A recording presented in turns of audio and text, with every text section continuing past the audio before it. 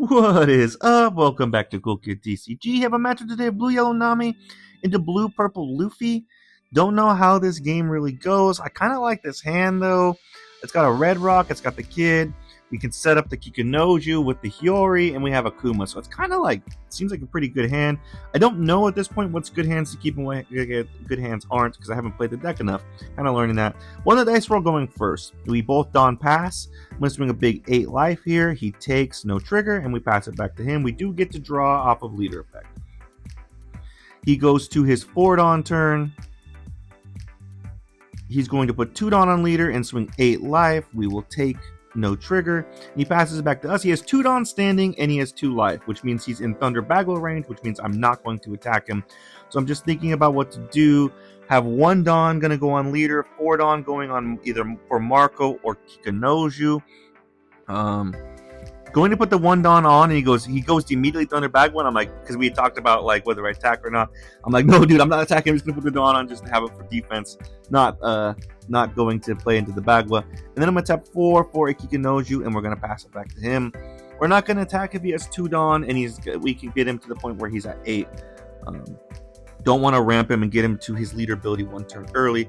He swings 6 life. We will pitch a Kikunoju to become 7k for the turn, and then he's going to God Thread, ramp an active Dawn, and KO a 5 cost. So he KOs our Kikunoju on board, but we do get to heal because of that.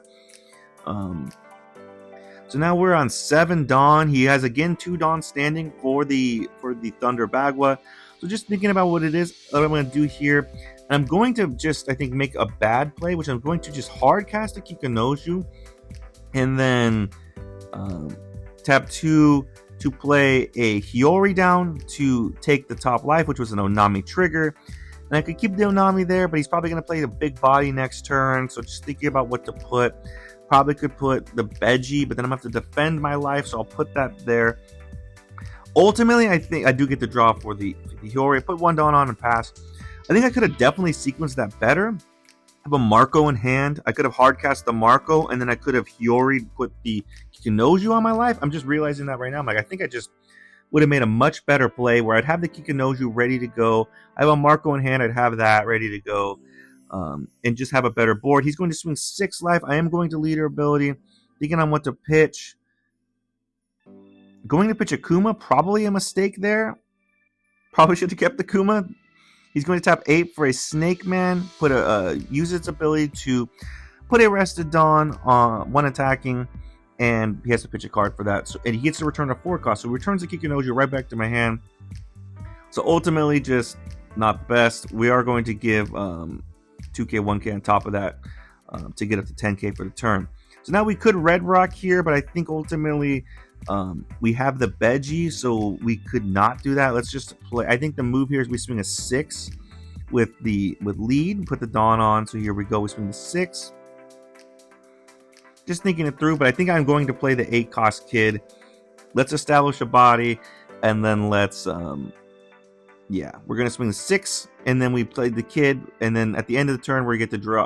Okay, we drew for leader, but now end of turn we get to draw 1, trash 1.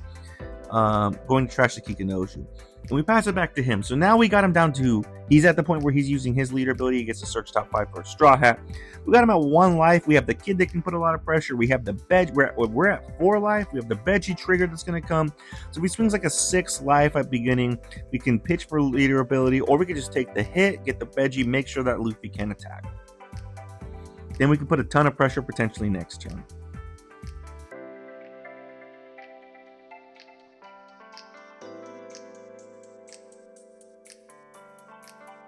He is going to add a Sanji, I believe is what he added, and then he goes to 10 Dawn. So we're expecting him to Sanji here. He's going to swing 6. We will take to get the Beji trigger to make sure his Luffy can attack. So our kid's safe unless he go into Red Rocket. He Sanji's into a Nami. He gets to draw 3, put 2 on the top or bottom of his deck. And it is a blocker, so he is kind of in safe in case we were to Dawn up huge on Kid and Nami and swing for game. We can still put a bunch of pressure on him. So just thinking about what to do. We have the Slave Arrow. We could definitely pick up the Hiyori. That's a good candidate. We're gonna put 1 Dawn aside for Slave Arrow. 4 Dawn, I think we're just gonna play the Marco blocker, even though I think that might be a bad idea.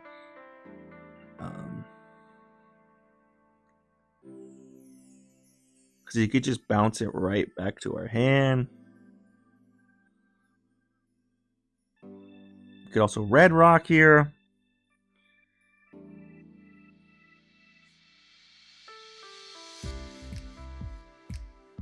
Gonna put 3 Dawn and swing 8 life.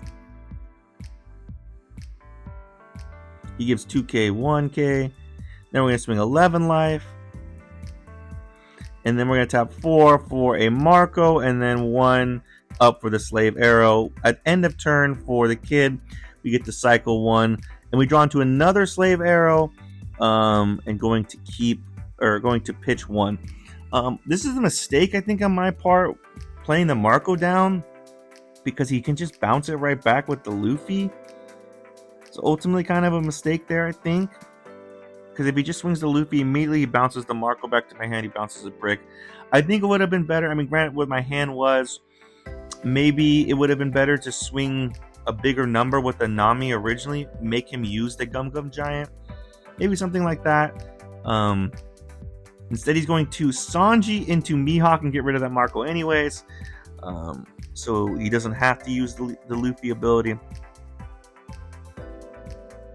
He's going to swing 6 life. We will leader ability pitch a Nami to become 7k for the turn.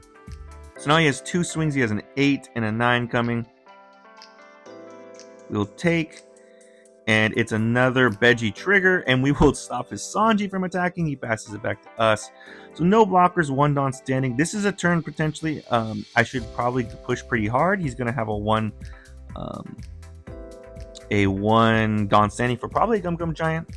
But would we lose on the clapback? Probably, because he's got 4 amazing bodies and we're only at 2 life. So I think I have to kind of play a little bit defensively. Maybe it'd be better in the grand scheme of things to go hard here, like swing 11, 14. Is that how that works? Something like that. But again, that would just be a Gum Gum Giant, like a 2k. He's got like 6 cards in hand. But I think it's actually the better move. What we're going to do is we're going to Red Rock 1. We're going to swing 8 life here. He gives 2k, 1k. We're going to swing 9 life. Here comes the Gum Gum Giant. He pitches a card. He returns 2 Dawn, and he gets to draw 2, goes +4 for the battle. And then now we're going to Red Rock. I'm thinking about what's the best candidate here. Could be the Luffy, just because he can return things. Ultimately, first I'm going to decide the Sanji. And I'm like, it's between Sanji and Mihawk. And I go, let's do Sanji. And I go, actually, no, let's do the Mihawk just in case he's a sicko and he plays Perfume Femur for some reason. Let's get rid of that.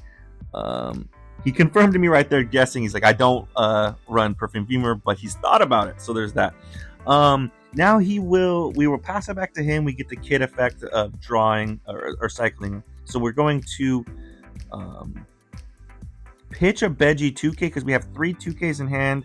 And I want to keep the Slave Arrow so I can return that Hiyori. And I want to keep the Gravity Blade in case he goes the option of playing like double Nami blockers here. He will add an Usohachi with his leader ability.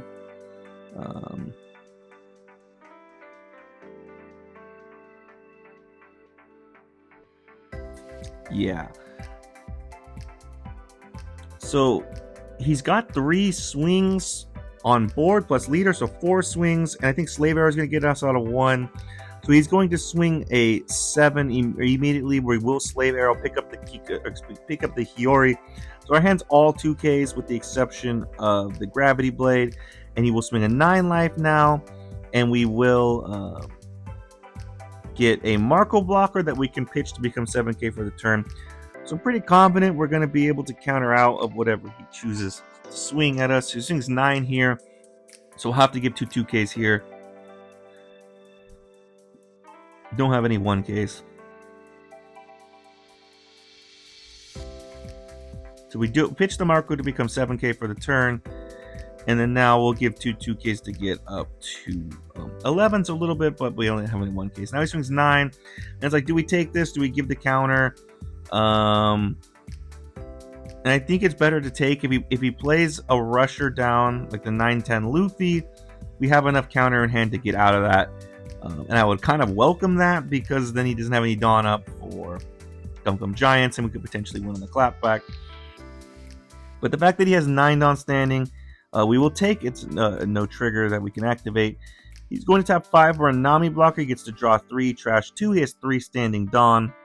Excuse me, not trash, put 2 at the top or bottom. He chooses to put on the bottom. He passes out with 3 Dawn standing, so that's not a great sign. He has the blocker. We do have the Gravity Blade, which is an expensive way to deal with 1 blocker, but we definitely have to go for game here. So we have to go the only way we can, which is to tap 7 and Gravity Blade only the Nami. And then hope that we can swing our numbers. We're going to have to swing like 8, 9 per game. So it's kind of sad, but we're going to do it, especially when he has 3 Dawn standing. He taps 2 for a Hell's Judgment, and which is, I was expecting a lot of Gum Giants, wasn't expecting Hell's Judgment. He gets a minus 3,000 power to both. So my kid's now a 6k. I'm going to swing 6 life. He gives a 1k, and we pass it back to him. We do get the cycle for the kid effect, and we pass it back. So he starts to do his leader ability. I'm like, you know what, dude? You got it. Yeah, ultimately, I feel like I didn't play this well. I feel like this is nuance with the deck. I feel like he had an answer for every single thing, but I also made some mistakes. For example, playing the Marco down. It easily could have just been bounced right back with his Luffy. They also gave him a candidate for the Mihawk. I feel like that was a mistake. I feel like I could have easily sequenced better at the beginning and put like a Marco and put a Kikunoju trigger on top rather than hard casting Kikunoju. So that was a mistake right there. But it also feels like he just kind of had an answer for everything. And we were playing reactionary with like the Red Rock when we weren't really establishing anything of our own. We pitched Akuma early, probably a mistake. So yeah, just learning the deck. But shouts out to my opponent, he played it really well. Let me know in the comments anything differently. Really appreciate you guys, and see you next time.